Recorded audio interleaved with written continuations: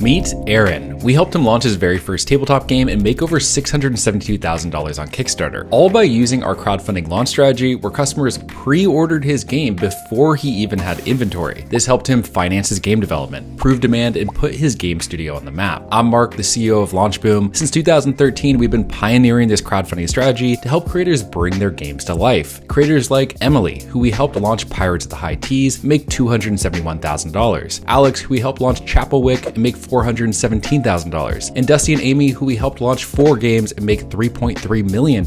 Again, all of these launches were just pre-sales. By using our strategy, they launched not only a successful game, but kickstarted their business and were able to focus on it full time. In this case study, I'll be breaking down exactly how we did it by looking at the last launch we did with Aaron at Seabeast. Let's dive in.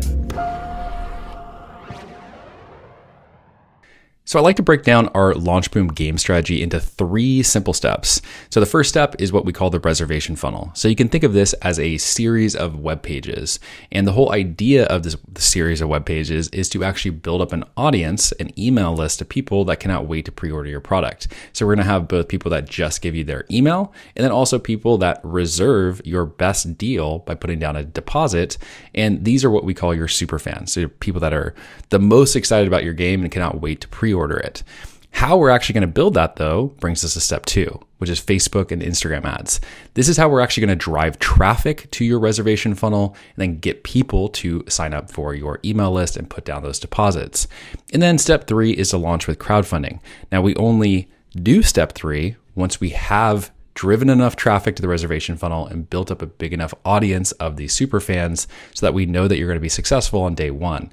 And once we know that, we launch, we send an email to your audience, to that email list that we built, and then you get funded on the first day and you keep building on that momentum, just like Aaron at Seabeast and all the rest of the games that I was talking about. But let's dive into step 1 for Aaron. So the reservation funnel. What is it? What does it look like? So if I scroll down and zoom out, this is a nice overview of what the reservation funnel looked like for Seabeast. So if we go over here on the left, so it starts actually with a Facebook and Instagram ad. It was definitely more than just one ad, but this is a nice simple visual to show you what it looks like. And I'll go into more detail on what his Facebook ad strategy looked like. But just know the first step is for someone to click on an ad. Once they click on an ad, then they're taken into the reservation funnel. This is the first step being a landing page.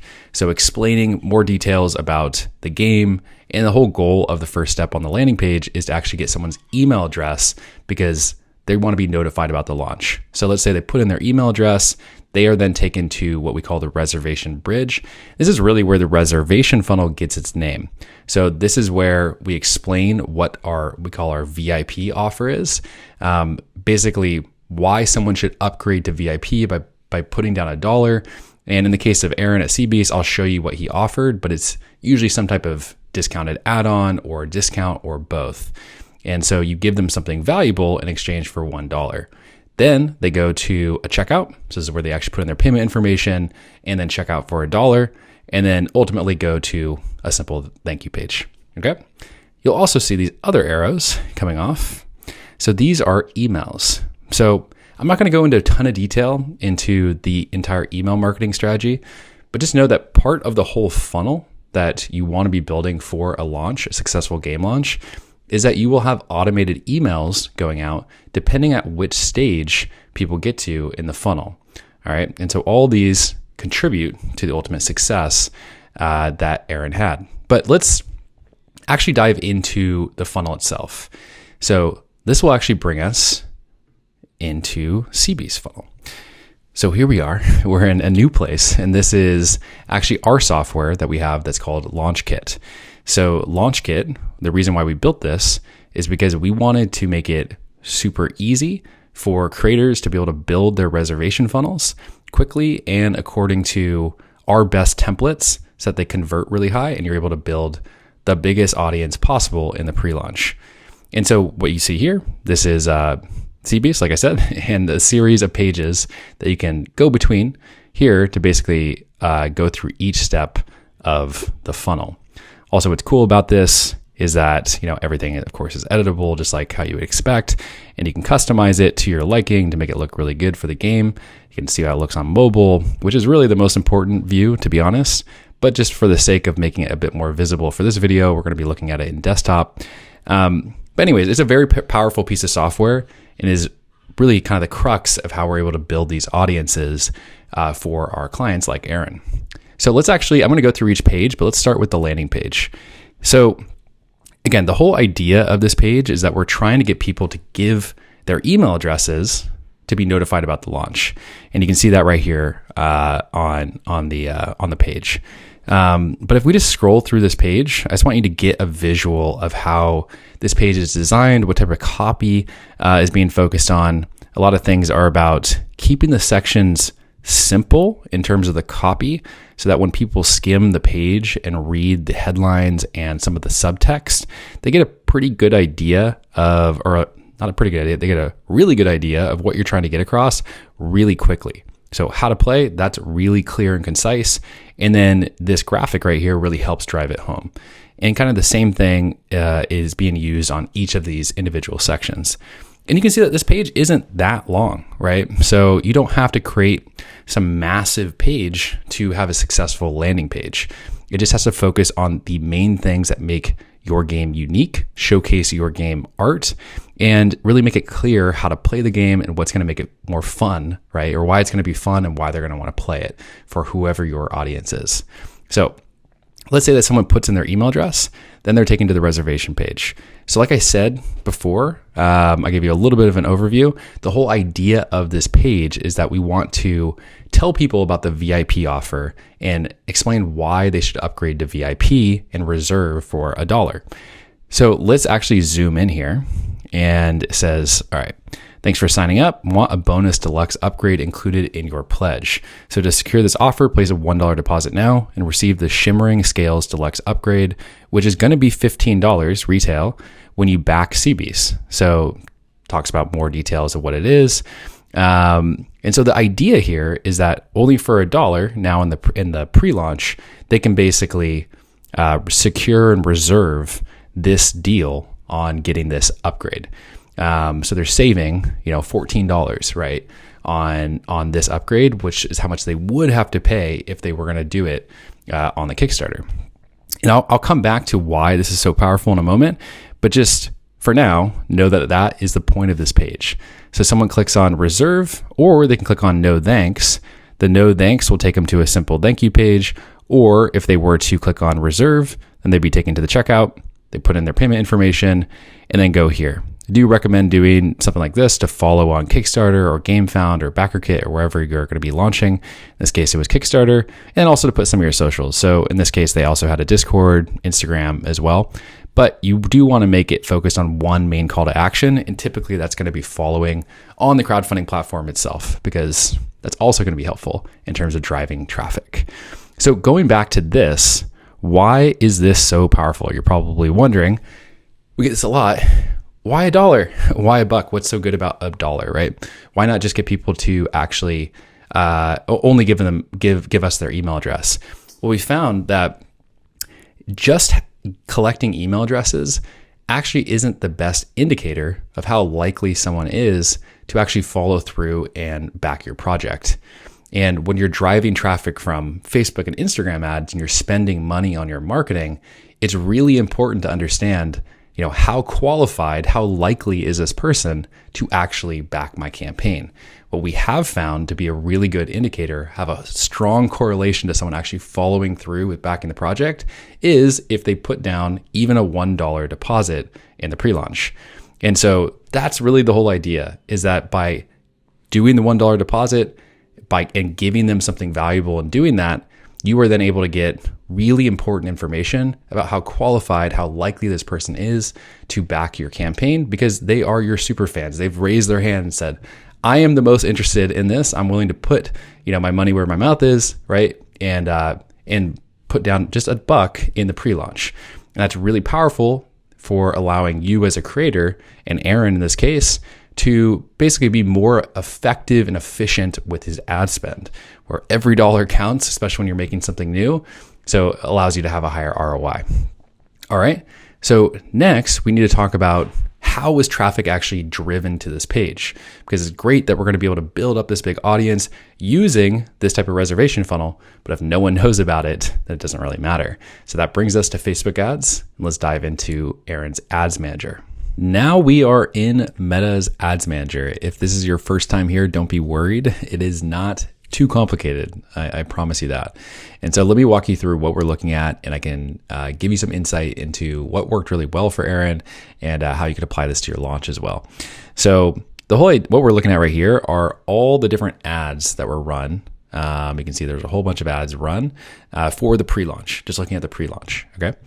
And so, yeah, a lot of different ads are run. And why are so many ads being run is because we need to test different combinations of creative. So that could be an image like this. Let me see if this will pop up. There we go. Don't fail me now. There it is. Image like this, or a video like this. So the video. Y'all know so I'm actually going to talk about this in a little bit more detail in a second. So we need to test the imagery, we need to test the copy, so the copy that you see here, and then of course the audiences as well, so the people that are being targeted on Meta ads too. So, and then you can see in here, there were some that rose to the top. That's why they got more spend. And you can also see here, how many purchases. In this case, that's how many people put down the deposits. So just this one ad drove 545 people to put down a deposit, which is pretty cool. And then what the cost was for us getting that deposit, how many leads we got from that. So that's just an email, the cost per lead. You can even see what the conversion rate was on the website for that individual ad itself. So we can break down this data all we want, but this is the most important data right here. And the main thing I want to get across in looking at this is that there has to be a lot of different tests to figure out what are the things that are going to work. And so let's actually look at what did work the best when it came to CBs. So I already showed you some of these. This is the one that got the most spend. So if we open this up, so you can see both on Facebook and Instagram. Fun fact, this is an important fact, that most of the spend is going to go on Instagram. So most people are going to be served ads on mobile. And that's actually where most of the traffic is going to come from, or because of that's where most of the traffic is going to come from on your reservation funnel as well. It's usually 90% plus. And that's why we really like to optimize for mobile even before desktop. But let's go back to the ads. So this one, let's actually look at a few things. So first, I'm actually going to look at the copy itself because this is an ad copy template that we actually see work really well on a lot of other games too. So here's what makes CBs a great adventuring board game. So you could fill in the blank with whatever your game name is, and then the type of game or the theme of game you can put right here, right? And then basically a bolded list with some emojis of the main things that you want to call out that make your game great and different. And then a call to action to reserve now. Now, when it comes to the actual creative, so this is what we would call a UGC, like user generated content or influencer ad, because this is an influencer. If I actually pop over to Instagram, this is who it is, Danny, and she has a ton of followers. And so Aaron paid her to make this ad and also post it, but it ended up being the best performing ad, both in the pre-launch and then I believe also in the campaign as well. But this is a strategy that I definitely recommend looking at for campaigns, is working with influencers. You don't have to if your budget is a little bit more strapped, and I'll show you in the second best performing ad, which is, I would say, even more affordable to make, even though this gave them a really high ROI. But let's actually go into this. Okay, so the second type of ad format that worked well is what I would call the hero image ad. So this is just your box art, right? That's it, on a white or colored background. And something as simple as this almost always is in, I would say, the top 3 performing ads for games.